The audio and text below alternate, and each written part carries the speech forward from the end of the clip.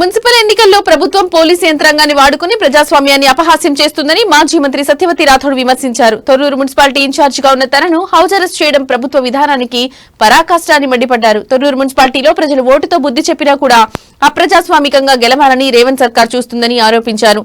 MP Karim cough కు తొర్రూరులో vote వేసే అర్హత లేకున్నా ప్రజాస్వామ్యాన్ని ఖూనీ చేసేలా ప్రభుత్వం వ్యవహరిస్తోందన్నారు.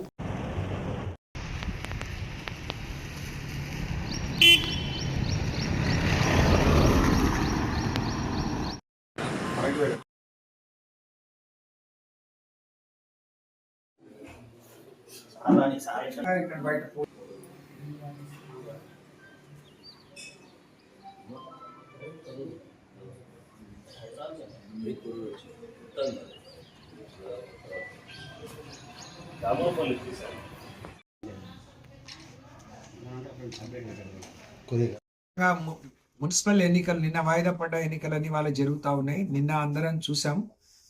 వాళ్ళకు అధికారం లేకున్నా, ప్రజలు వాళ్లకు ఆశీర్వదించకున్నా, బలం లేకున్నా, మరి వేరే పార్టీలో గెలిచిన వాళ్ళను, ఇండిపెండెంట్లను పోలీసుల జీబులో ఎక్కించుకొని పోయి దౌర్జన్యంగా బలం లేని దగ్గర కూడా కొన్ని సీట్లు గెలుచుకున్నారు. కానీ పూర్తి స్థాయిలో బీఆర్ఎస్ పార్టీకి బలం ఉన్న స్థానాలు కూడా గెలుచుకోవాలనే ఒక దుర్బుద్ధితోని కాంగ్రెస్ పార్టీ ప్రభుత్వంలో అధికారాన్ని అడ్డు పెట్టుకొని అధికారులను పావులుగా వాడుకుంటూ పోలీసుల భుజాల మీద తుపాకులు పెట్టి ప్రతిపక్షంలో ఉన్న వాళ్ళని ఇబ్బంది పెట్టే ప్రయత్నం చేస్తుంది.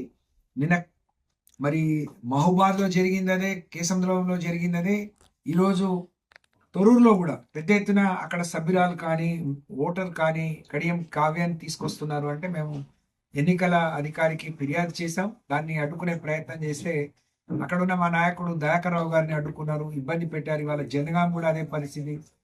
మరి రేవంత్ రెడ్డి గారి పాలనలో ఎన్నికలు ఒక అపహాస్యం అయిపోయినాయి. రాజ్యాంగాన్ని పట్టుకొని తిరిగే రాహుల్ గాంధీ గారు నీ రాజ్యాంగాన్ని తుంగలో తొక్కి, రాజ్యాంగ విలువల్ని తుంగలో తొక్కి ఇతర పార్టీలో గెలిచే వాళ్ళందరినీ అధికారం కోసం ఎంత నీచ పనికైనా, ఎంత గడ్డి తినే పనికైనా మీరు ఒడిగడుతున్నారు. ఇది సరి అయింది కాదు, ఇది దుర్మార్గం.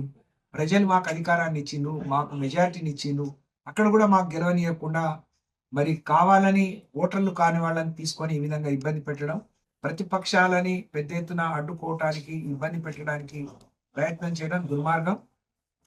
ఇవాళ రాష్ట్ర పార్టీ